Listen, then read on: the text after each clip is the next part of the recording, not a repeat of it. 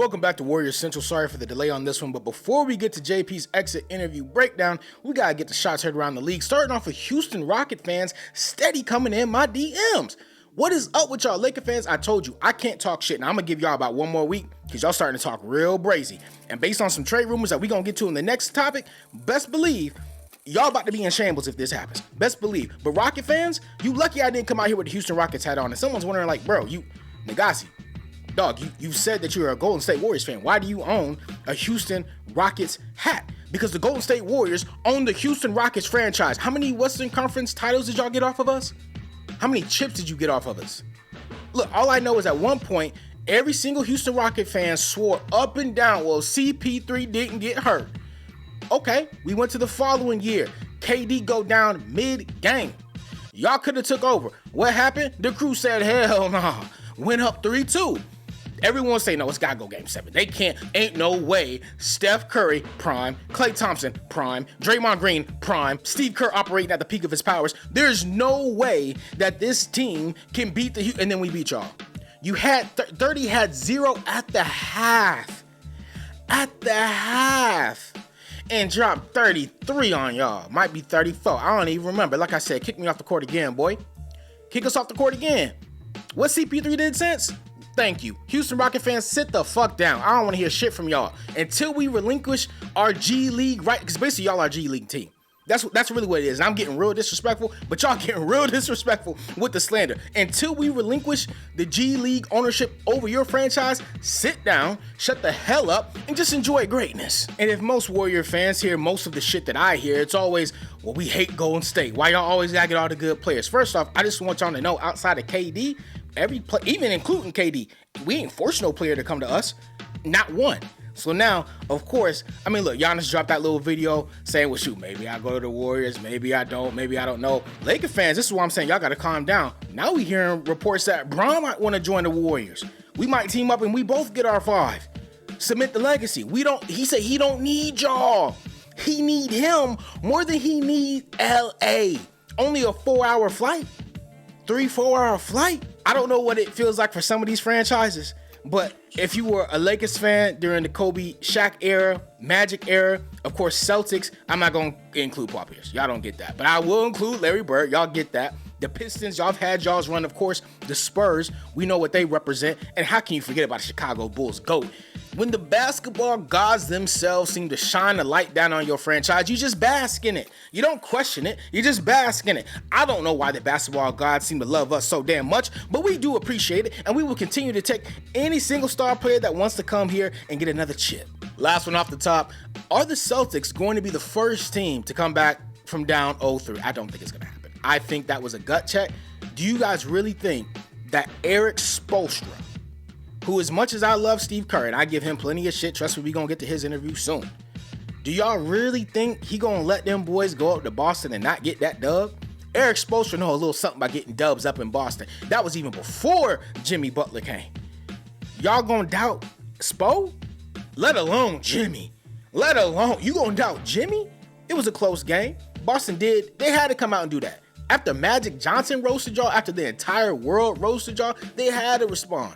But am I going to count on them doing that 3 more times? Hell no. Now, that said, if they do that, as a Warriors fan, y'all know how much shit we get for the 3-1 blown lead.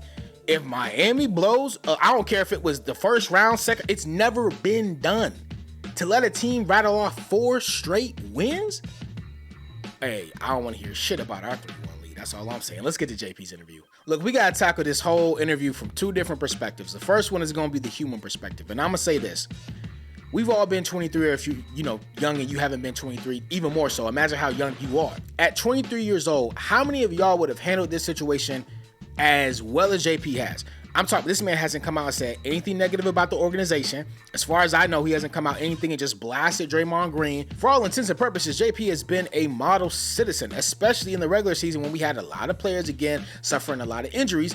He said, you know what, I'm going to take that on. I'm going to take that mantle on, and I'm going to go and I'm going to try and carry us. And he carried us. That is a big deal given what happened in the offseason, because people was talking shit to JP on the court. Oh yeah, you sweet tonight. You wasn't that sweet when Draymond popped your ass. That's a lot to deal with. And that's just on the court. You think that he wasn't having to deal with some of that stuff if you go to a barbershop, Whole Foods, wherever the hell he goes, you don't think that he don't feel them eyes on him? You don't think he hear the whispers? Yeah, man, there go that dude, Draymond. Pop his ass, boy. Anytime he might have to defend himself on the court, what's the one thing every player can say? Man, sit your ass down for I pop your ass like Draymond. Can you deal with that at 23? At 23, this is what I'm saying. It's one thing if just the team knew, which is why I don't understand why people are confused as to why it was a big deal that got leaked. I mean, let's just keep it real. If most of y'all were in JP's shoes, you wouldn't even leave the house. You wouldn't even leave the house. Outside of playing games, you wouldn't do none of that. You wouldn't. Now, others would say, I would have popped Draymond Green back. Hey, I can't argue with that one either. Look, and I know you can't just write off his postseason play. It was awful. There's no getting around that. JP got to wear that. It don't really seem like from his exit interview that he was really trying to wear that. He was throwing it off. And look, I'm going to say this. I get the whole we do it for the youth and I'm a child of God. I hear all that, but I don't want to hear all that. You're getting paid money, and we about to get to the player perspective right now. You're getting paid money to perform. And it's not even like you were taking your normal shot selection and making it. You were taking awful shots, not facilitating any of the offense. I don't know why he came out and said, I was facilitating. Jay, I got to go check the stats. Maybe he did have some pretty good assist numbers, but I feel like more times than not, whenever I saw JP on the court, he was just jacking up threes. And I'm sorry, JP, look, and this is partly on me and other people who have said this, because maybe this got a little bit to your head. When we said you was next up, we didn't mean you was the next 30. That's not what we meant. We meant you were the heir apparent. The throne that was about to be vacated by the older core was going to be taken up by the younger core, and you slid into the quote-unquote Steph Curry role. Not saying you should do everything that he does. I don't know why we just jack up so many threes, and JP's the worst at it. You the worst at it, JP. We know you can catch fire. We know that. We know you are a good shooter, but it has to be in the flow of the offense. It's almost the same thing that we did with Clay. We've seen how y'all get hot, but y'all not in that position. Before I get fully into the player perspective, though, is worthy to call out when asked what was the major difference between last postseason and this postseason. This is what JP had to say. What was the biggest difference during this postseason as opposed to last one? When you go in the first round and you start a few games, it seems like you had a lot more rhythm that you didn't have this postseason. What was the difference in your mind? Probably just a little bit of a role change. Last year I could come in, score, be aggressive with the team that we had around. Being more of a facilitator, trying to get guys off the ball, get them easy shots. Throughout the course of the playoffs, we had two really good defensive teams that we played, and just trying to find ways to facilitate, get inside. It's not always about scoring; it's about finding ways to try to help our team be successful. Imagine you at work and you get to sign like a new task, or you're assigned to a different, division or whatever it is. You're reassigned somewhere, you're doing something else, and maybe you're a little bit more in the spotlight, getting a lot more recognition, and you do that for, let's just say, 5-6 months out the year. And then all of a sudden, the person who was previously doing that job comes back from, FMLA or whatever, and it's like, all right, you gotta go back to where you was going. It's like, hold up. I was putting in work, though. Adjusting from a starting role to coming off the bench, especially when you see Klay Thompson over here bricking up shots, I can understand why JP would be looking a little sideways at Kerr, the coaching staff, and everybody saying, yo, what the hell is going on here, man? What are we doing? Now, again, JP, if you're going to get your shot called, you can't be bricking the way he was bricking. Even going into the playoffs, his numbers were drastically decreasing from where we saw it, of course, when injuries were coming in. Part of that, I'm like, bro, you got to understand. When this man come back, especially who play your position, you got to expect your numbers to go down. And all that said, and all that's legit, again, I have tremendous sympathy for JP in terms of what happened with the punch, because there's no way we couldn't have addressed it, and specifically his role change and trying to adjust to that on the fly. All that being said, though, Jordan Poole, you still getting paid $100+ mil. You're getting paid $100+ mil. You keep saying in the interview, and this is where I'm saying, like, you could tell when a player really don't want to be there, and I can't blame the kid, because he probably knew what questions were going to get asked, and he's like, I really don't want to do this, bro. It's almost like Marshawn Lynch. It's like, I'm just here so I won't get fined. Just give me your questions. I'm going to answer them. Then I got to go grab Bay, and we about to head off to the Amalfi Coast. But I want you guys to listen to some of the questions he was asked and his responses to those questions. And you tell me if you feel like this is a player that really wants to be here. Jordan, Alex Simon from Bay Area News Group. Just when you look back, how much do you feel like maybe the events in the preseason impacted the whole season? Did it feel like it lingered to you? And what was the impact that it had on this year? We made it to the second round of the playoffs. We had a good season, and Guys stepped up, had a lot of exciting moments. So, I mean, I don't think there's anything that was, changing any of that. Birdies for this offseason and kind of throughout the summer? Just add to my skill set, whatever that means. Watch film, look back. You can always find a way to get better. And the summer is always an exciting time to really just add to your game. When you look back at this season, and there were games that you weren't able to find what you do best, when you evaluate that, I mean, how do you break it down and say, okay, here's why and what happened and all of that? I think every player wants to go out and have a good game every game. It just doesn't work that way sometimes. And find ways to get better, find ways to learn.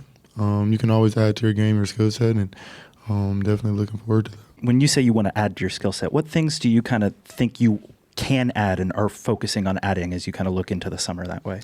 There are so many things that you can always add to your game. Probably sit down, evaluate, think what's best. That's what the summer's for. So I wish I had an answer for you, but I don't. It's just weird when every other Warriors player has come out and said, here are the things that I specifically want to work on during the offseason. He's just like, I evaluate it, I'll look at it. There's always things to improve. It's like, okay. So other people can say, I want to focus on rebounding. I want to focus more on my playmaking, but you don't want to say nothing.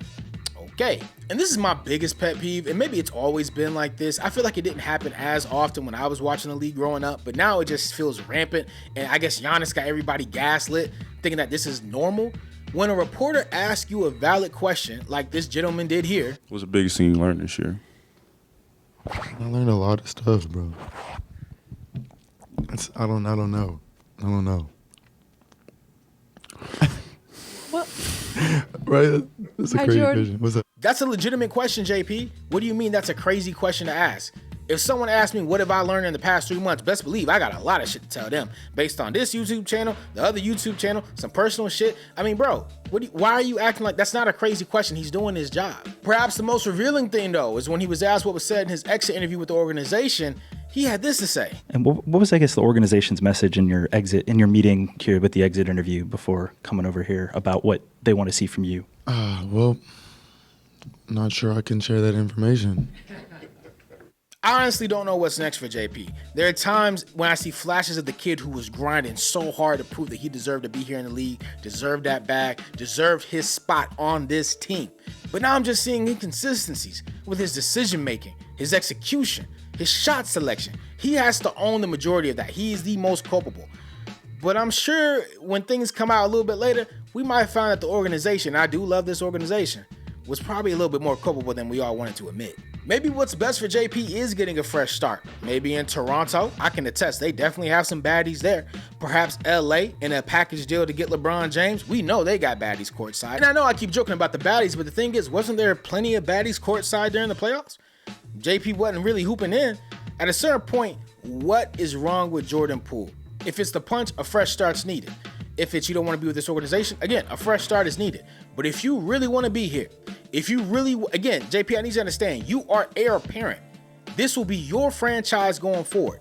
Now, if we send you somewhere else, that may not be guaranteed. But what do y'all think ends up happening to Jordan Poole? Does he end up staying with the Dubs? Does he end up getting traded somewhere else? Let me know what y'all think in the comments down below. Leave a like, comment, share, subscribe, all that good stuff. Catch y'all next time.